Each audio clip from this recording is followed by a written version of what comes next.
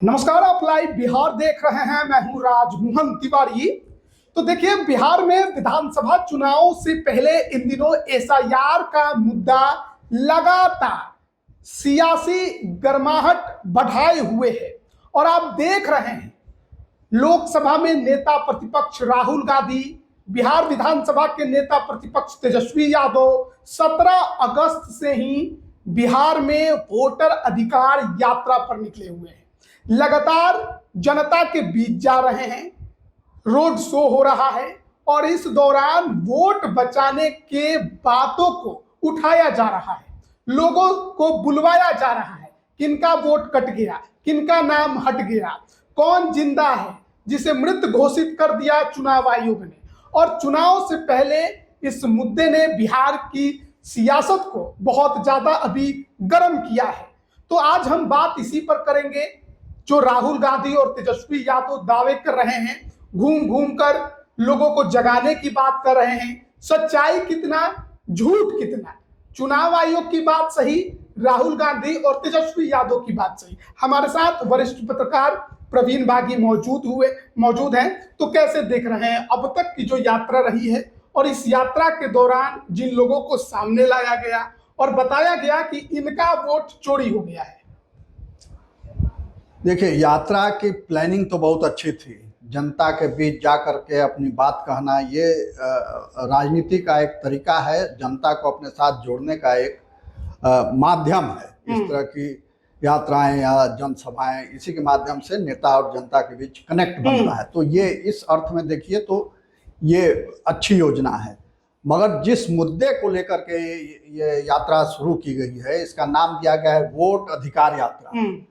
और आरोप ये लग रहा है कि जो चुनाव आयोग ने अभी गहन पुनरीक्षण किया है वोटर सूची का, उसमें बड़ी संख्या में मतदाताओं के नाम काट दिए गए हैं। जो मतदाता मौजूद हैं उनके नाम काट दिए गए हैं। और उसके साथ ये भी आरोप है कि ज़्यादातर उसमें सत्ता के विरोधी मतदाता हैं, यानी जो विपक्ष को वोट करते हैं वैसे मतदाताओं को निशाना बनाया गया है। ये भी बात ठीक है, अपनी जगह हो सकता है ऐसा हुआ हो, मगर अगर हुआ है तो उसका कुछ सबूत होना चाहिए। तो सबूत के तौर पर अब तक जो भी नाम सामने लाए गए हैं नेता प्रतिपक्ष राहुल गांधी के द्वारा, 2 मामले लाए गए अब तक इस यात्रा के दौरान सभा में। एक नवादा की सभा में उन्होंने सुबोध कुमार नामक एक व्यक्ति को सामने लाया जो मंच पर आया और उसने माइक से घोषणा की कि मेरा नाम काट दिया गया है। लोकसभा चुनाव में मैंने वोटिंग की थी, मगर इस बार हमारा नाम सूची में नहीं है, वोटर लिस्ट में नहीं है। बाद में चुनाव आयोग ने छानबीन करके सूचना प्रकाशित की कि इनका नाम पहले भी नहीं था और इस बार भी नहीं। बल्कि बीएलओ के पास जाकर के उन्होंने बातचीत भी की। बीएलओ ने कहा कि ये फॉर्म भर दीजिए, आपका नाम जुट जाएगा। मगर उन्होंने फॉर्म नहीं भरा, वो चले आए। तो चले आए तो नाम जुटेगा कैसे, ये है। तो चुनाव आयोग ने उसका भी खंडन कर दिया। एक उदाहरण ये इनका खत्म हो गया। तो इसके पहले नवादा के पहले सासाराम में एक रंजू देवी हैं, रंजू देवी को मंच पर लाया गया था और वहां घोषणा मंजू देवी ने की कि मेरा और मेरे साथ परिवार के 6 लोगों का नाम काट दिया गया। फिर बाद में जब पत्रकारों ने पूछा उनके घर पर जाकर के, तो उन्होंने कहा कि मेरा नाम तो है ही, परिवार के लोगों का भी नाम है। अब वार्ड पार्षद या किसका नाम उन्होंने लिया कि वो आए कहे कि चलो वहाँ ऐसे बोल दो, हम बोल दिए। हमारा आंगनबाड़ी चलता है, हम तो सब काम ठीक से कर रहे हैं, हम वोट भी देते हैं, पिछले बार भी दिए, अभी भी जाएंगे वोट देने इस बार भी। तो वो भी उनका उदाहरण फ्लॉप हो गया। तो ये 2 उदाहरण उन्होंने दिए थे। इसके पहले ये यात्रा शुरू होने के पहले जब संशोधित लिस्ट जारी हुई थी, तो उस समय तेजस्वी यादव ने प्रेस कॉन्फ्रेंस करके और अपना एक वोटर आईडी कार्ड पत्रकारों के सामने दिखलाते हुए कहा था कि ये मेरा नाम काट दिया गया है, वोटर लिस्ट में मेरा नाम नहीं है, अब मैं चुनाव कैसे लड़ूंगा, ये सवाल खड़ा कर दिया। तो सब लोग बड़े अचंभे में पड़े, आश्चर्यचकित हुए कि भाई नेता प्रतिपक्ष हैं, वो कैसे उनका नाम काट दिया।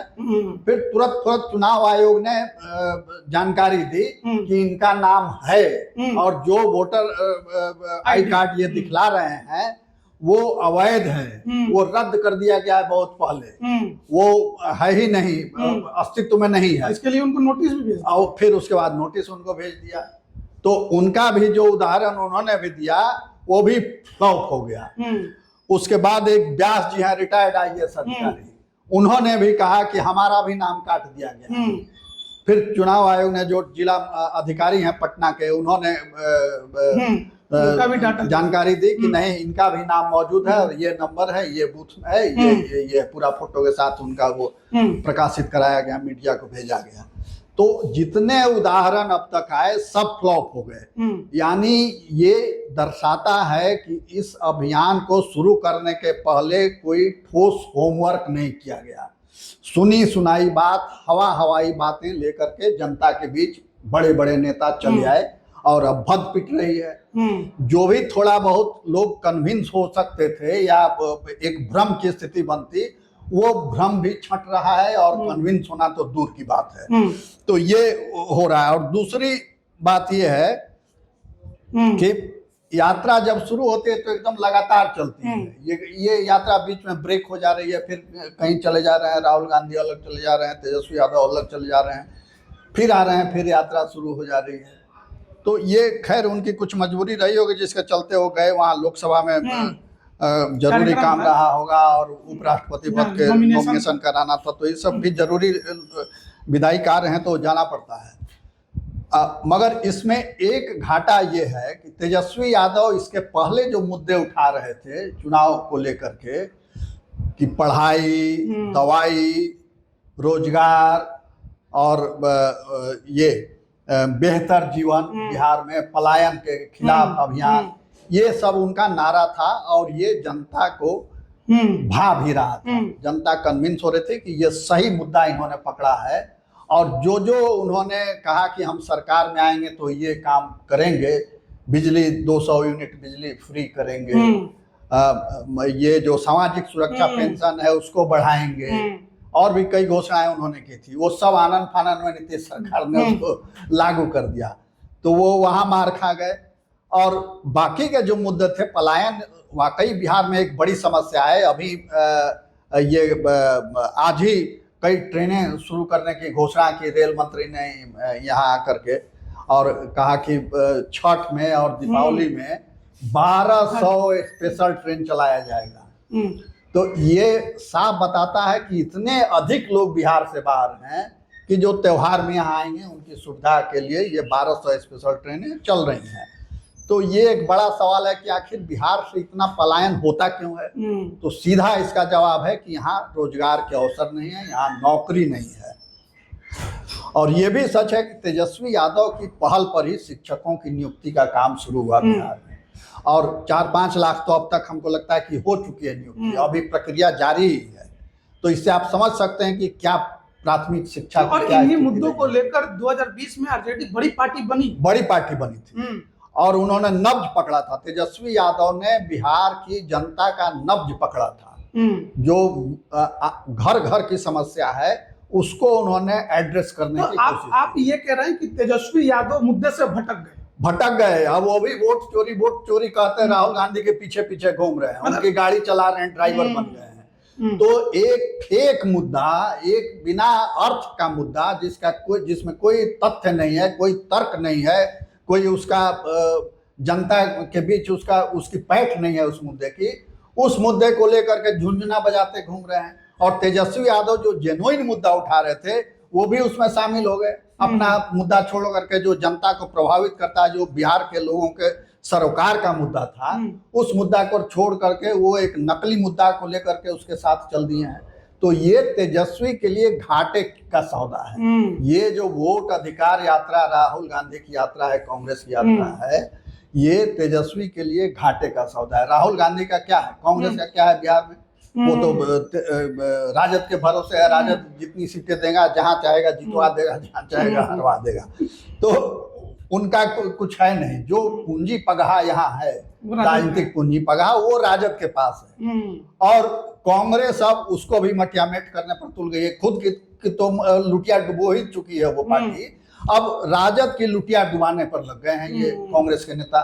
तो ये बात तेजस्वी यादव को समझनी होगी कि वो जिस रास्ते पर चल रहे थे वो रास्ता ज्यादा सकारात्मक था और बिहार के जनता के नब्ज को टटोलने वाला, नब्ज को स्पंदित करने वाला वो मुद्दा है। अरे वोटर अधिकार यात्रा एक तरफ रखते हैं, दूसरा इस SIR के मुद्दे को लेकर बात तो क्योंकि शुरू से हो रही है, सुप्रीम कोर्ट में मामला है और सुप्रीम कोर्ट ने चुनाव आयोग को आदेश भी दिया था कि जिनका जिनका नाम कटा है आप उनका पूरा लिस्ट जारी करिए, सबको बताइए कि क्यों कटा है, किस कारण से कटा है। और लेकिन सुप्रीम कोर्ट में योगेंद्र यादव ने कई ऐसे लोगों को खड़ा कर दिया था जो जिंदा थे, लेकिन चुनाव आयोग ने उन्हें मृत घोषित कर दिया था। तो ये भी है कि सच्चाई भी है इस बातों में कहीं कहीं। सच्चाई है, कुछ गड़बड़ियां हुई होंगी, वो तो चुनाव आयोग भी कह रहा है। चुनाव आयुक्त ने जो प्रेस कॉन्फ्रेंस की उसमें कहा कि गड़बड़ियां हो सकती हैं क्योंकि हमारे पास कोई तंत्र नहीं है, हम तो सरकारी कर्मचारियों को लेकर के और काम कराते हैं अपना, तो उसमें गड़बड़ियां हो सकती हैं, कमी हो सकती है, मगर राजनीतिक दलों को मिल करके, सबको मिलजुल करके इसको दुरुस्त करना है।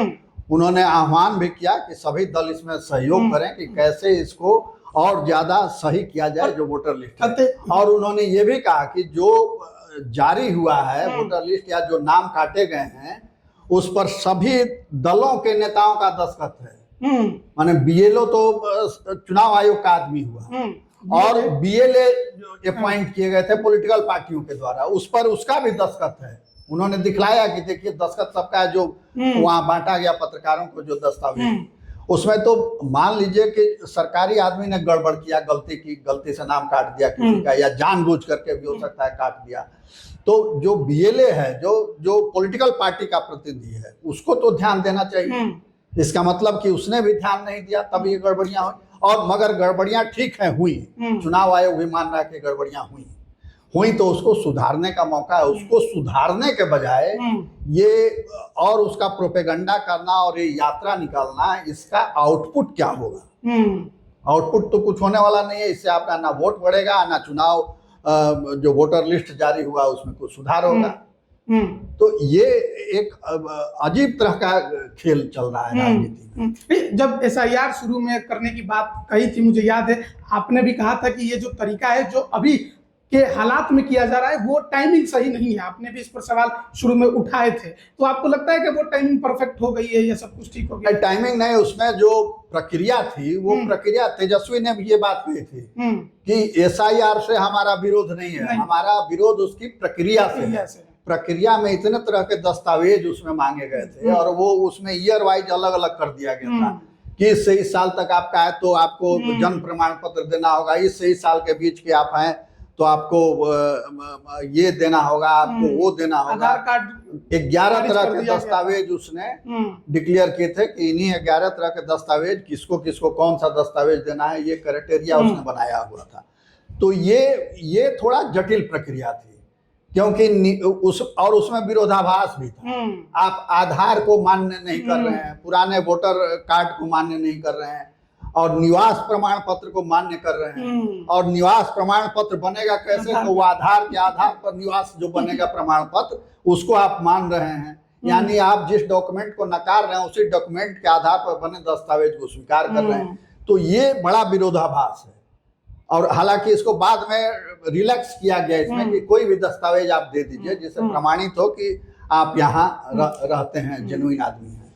तो वो हो गया। तो जो पॉलिटिकल पार्टियों ने हल्ला गुल्ला किया, बंद किया और कोर्ट में गए, तो उसका एक फायदा तो जरूर ये हुआ कि इसको सरल किया गया। जो जटिल प्रक्रिया की गई थी शुरू में उसको सरल कर दिया दबाव में आकर के चुनाव आयोग ने। तो चुनाव आयोग ने कंसीडर किया इसको। तो आपको बस अभी वर्तमान हालात में ये लग रहा है कि तेजस्वी यादव मुद्दा से भटक गए, जनता के मुद्दे को छोड़ दिया है, तो राहुल गांधी के पीछे पीछे चल रहे हैं और इसका नुकसान उनको चुनाव में उठाना पड़ेगा, झेलना पड़ेगा। बिल्कुल। तो बहुत बहुत धन्यवाद आपका। हम बातचीत कर रहे थे SIR को लेकर, जो अभी राहुल गांधी और तेजस्वी यादव की वोटर अधिकार यात्रा शुरू हुई है सासाराम से 17 अगस्त से 20 अगस्त को ब्रेक दी गई थी और आज फिर से ये यात्रा शेखपुरा, लखीसराय और मुंगेर में शुरू हुई है। तो यात्रा तो जारी है, लेकिन इस यात्रा का प्रभाव कितना पड़ेगा, आने वाले समय में जनता इसको किस तरीके से लेगी, ये देखने वाली बात होगी। लेकिन फिलहाल जो राहुल गांधी और तेजस्वी यादव कर रहे हैं, जिन लोगों को सामने ला रहे हैं और चुनाव आयोग पर सवाल खड़े कर रहे हैं, करने की कोशिश कर रहे हैं, अब तक बिहार में ये देखने को मिला है कि इस मामले में कहीं ना कहीं वो अभी तक सफल नहीं होते नजर आए हैं। तो आपकी क्या राय है, कमेंट करके जरूर बताइएगा। आप सभी का बहुत बहुत धन्यवाद।